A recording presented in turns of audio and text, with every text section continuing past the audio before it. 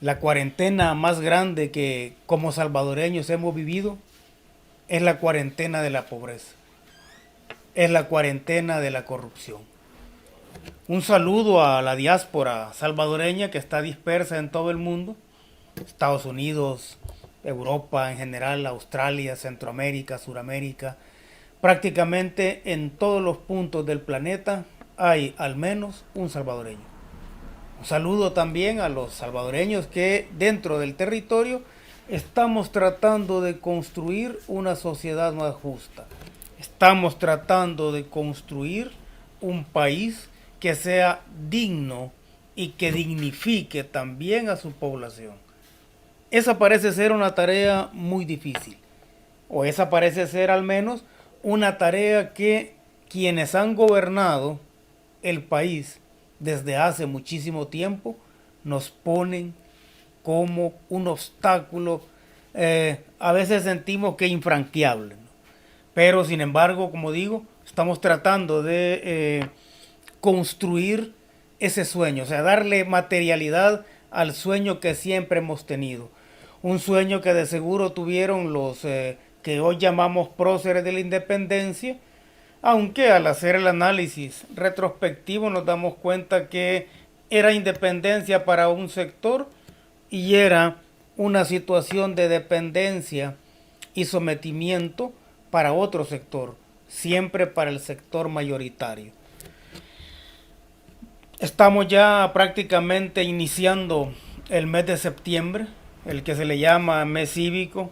Vamos a ver una serie de alusiones a lo que es la independencia, la autonomía, etcétera. Vamos a ver muy poco, creo yo, sobre los procesos políticos que son los que han mantenido al país en la situación en la que está en este momento.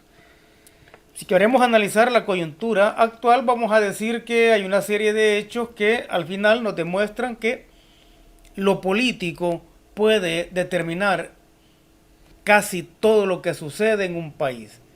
Eso depende de la intencionalidad de quienes gobiernan o la intencionalidad de quienes forman parte de la vida pública nacional.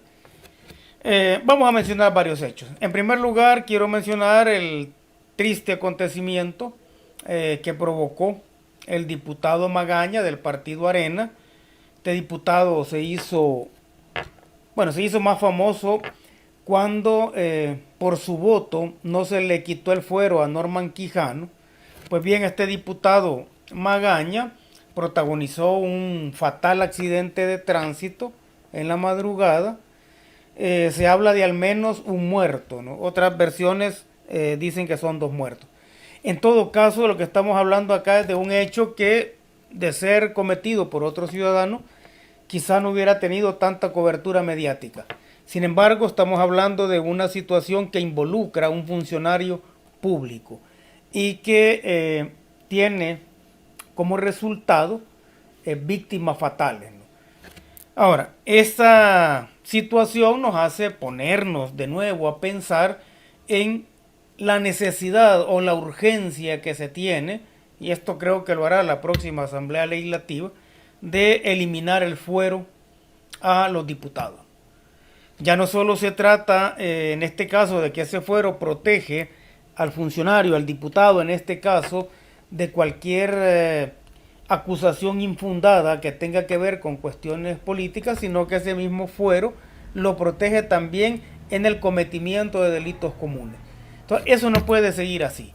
Entonces, creo que esa va a ser una tarea que debe asumir la próxima Asamblea Legislativa, que es la de eliminar el fuero.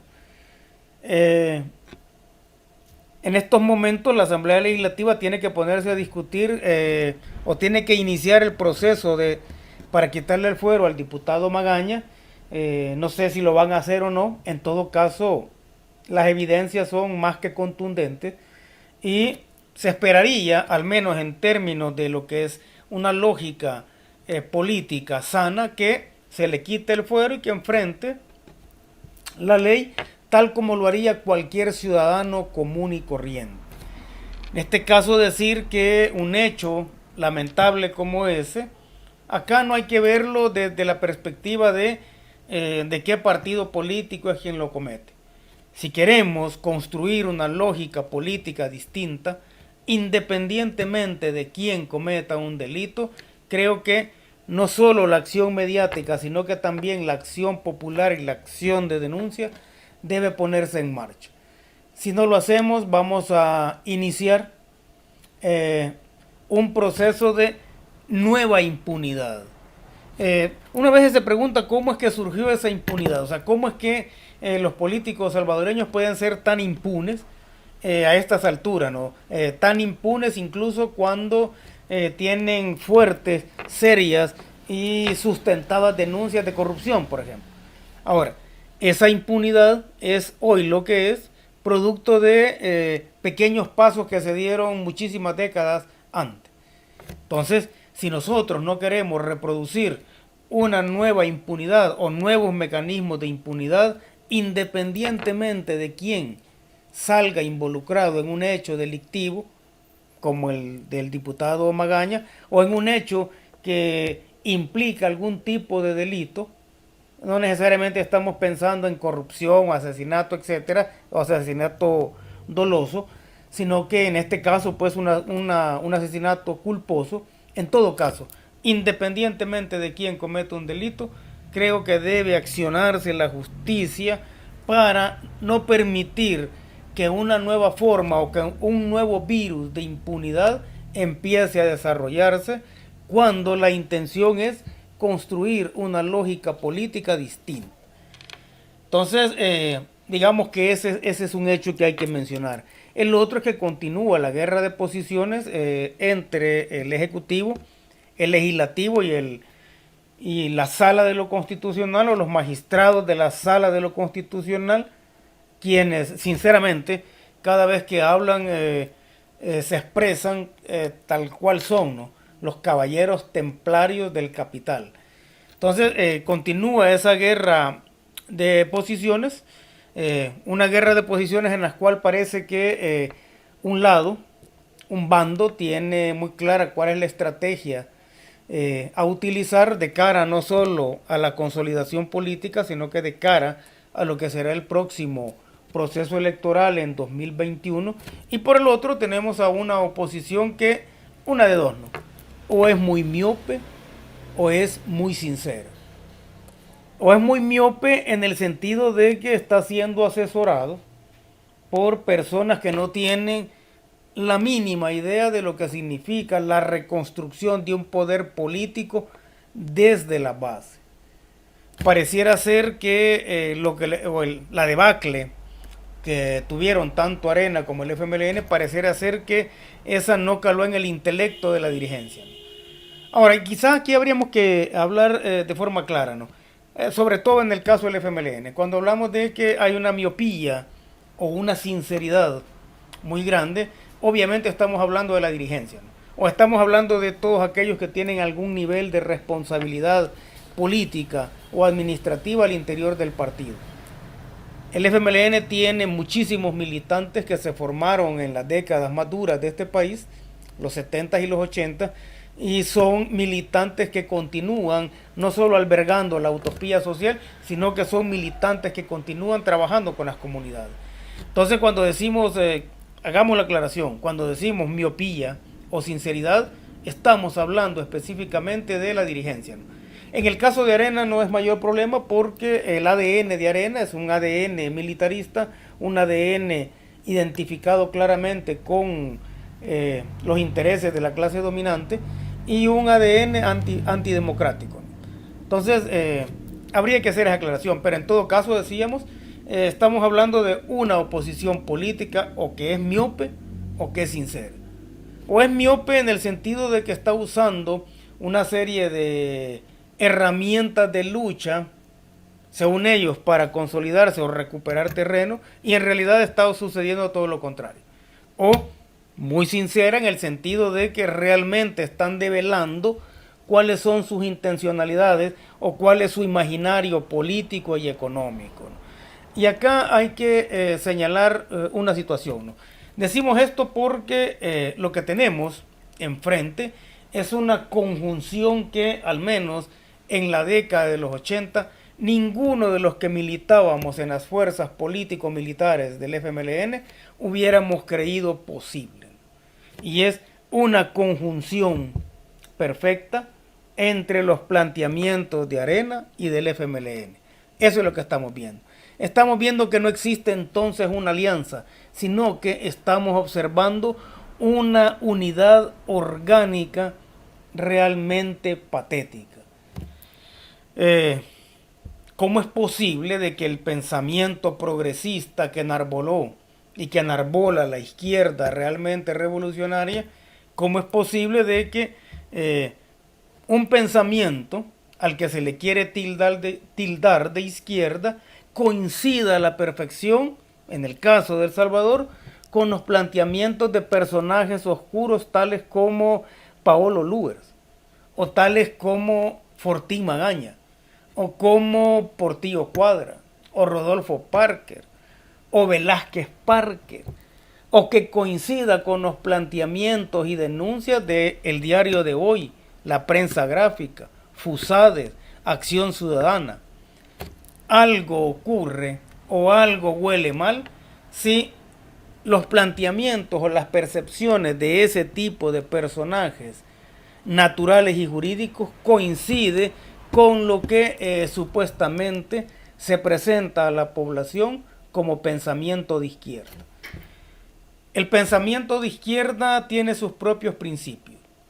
Esos principios permanecen firmes, las ideas pueden cambiar, pero lo que es la identificación con los intereses populares es como la brújula permanente de cualquiera que diga tener un pensamiento de izquierda o diga tener un pensamiento progresista.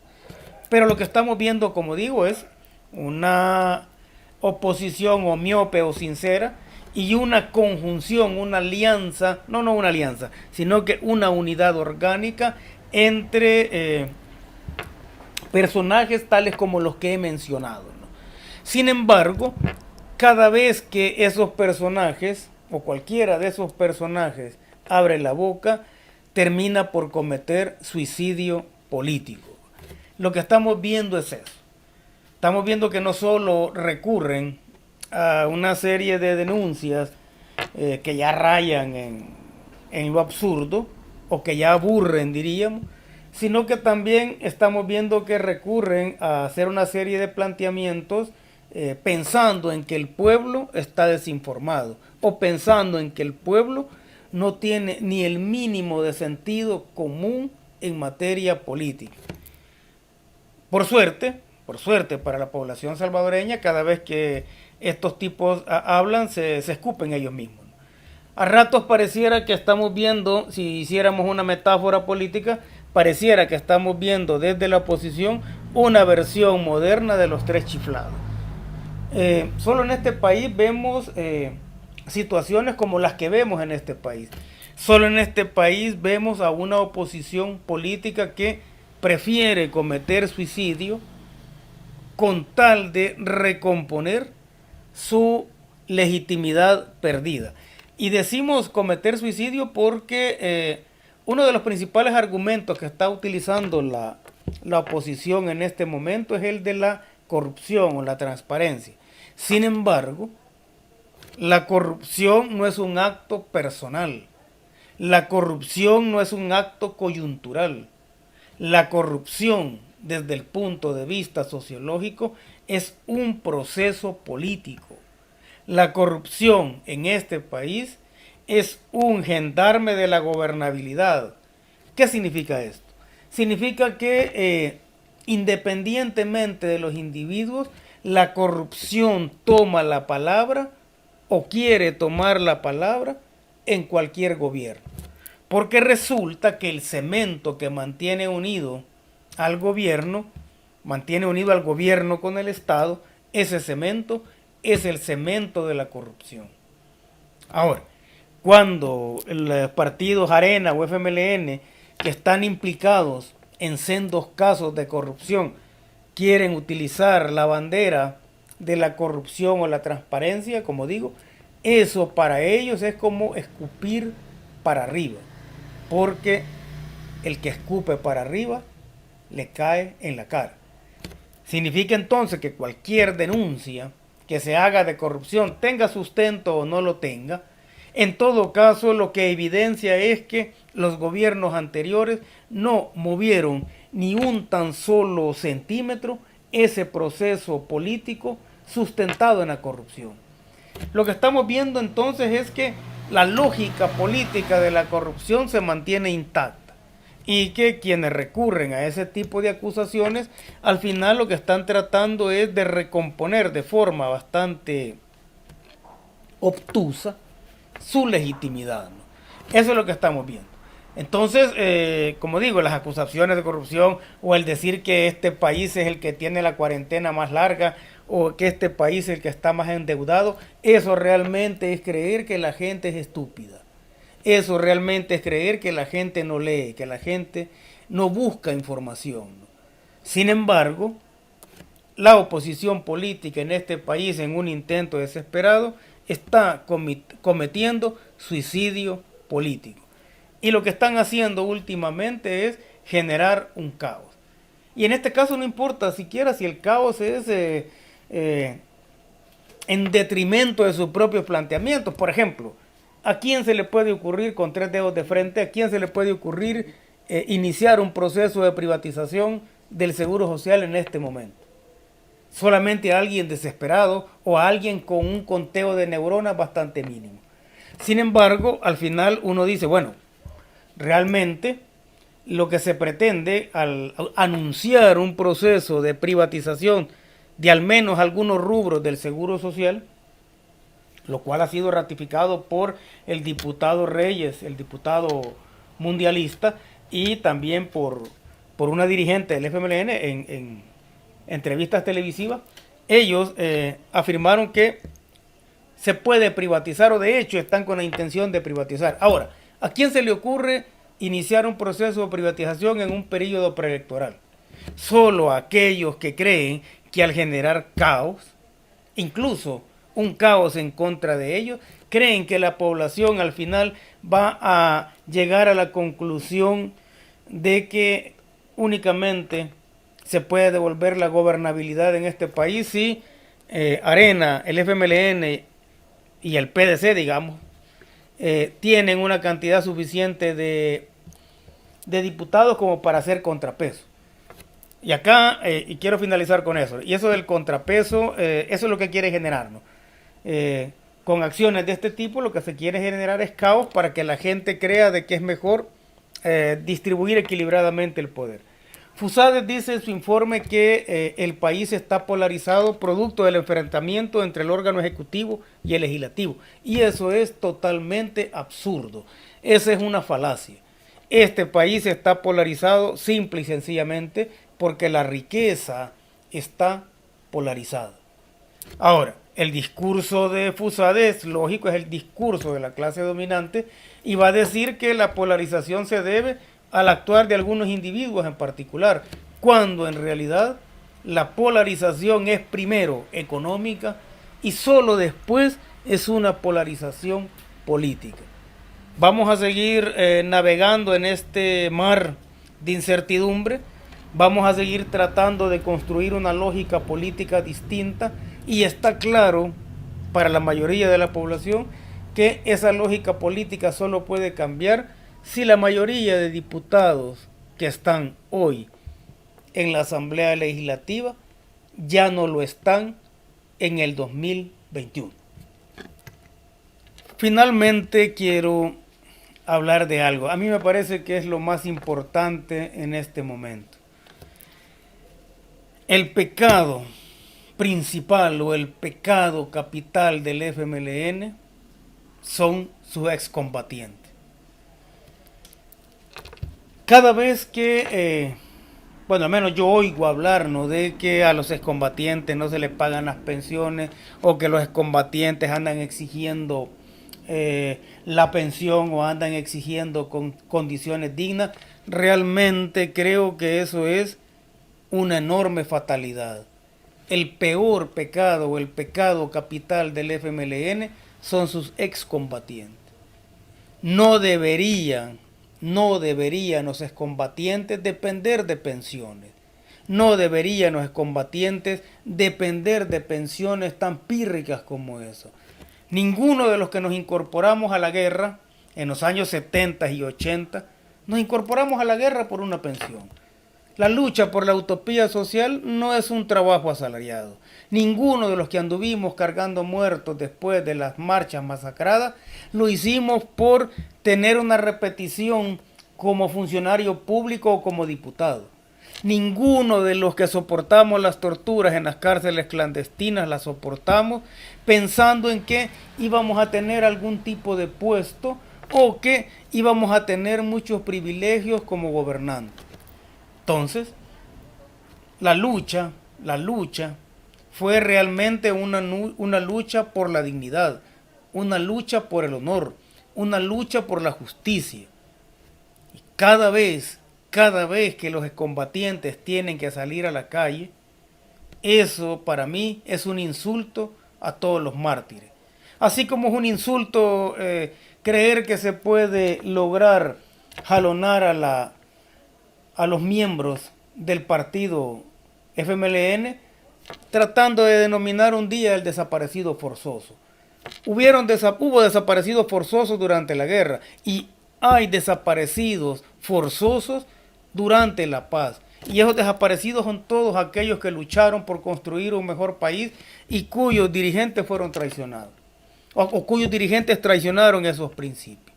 Eso es lo que estamos viendo. Entonces, cada vez que el FMLN, o cuando el FMLN trata de salir reivindicando los intereses o las pensiones de los excombatientes, realmente ese es un acto patético. Ningún excombatiente debería depender de eso ahorita. Ser excombatiente debería ser una medalla de honor, debería ser una medalla al mérito, debería ser algo de dignidad, no algo de reclamar una pensión. En 1992 se hizo un plan de reinserción de los excombatientes del FMLN. Y ese plan supuestamente, y digo porque yo participé en la redacción de ese plan, iba a garantizar que los excombatientes se incorporaran a la vida civil y productiva. Sin embargo, las dirigencias o las élites que se fueron consolidando, simple y sencillamente se olvidaron de los excombatientes. Si 30 y algo años después todavía siguen en esa situación tan mala, eso significa que el peor pecado del FMLN, el pecado imperdonable, son sus excombatientes que fueron abandonados a su suerte.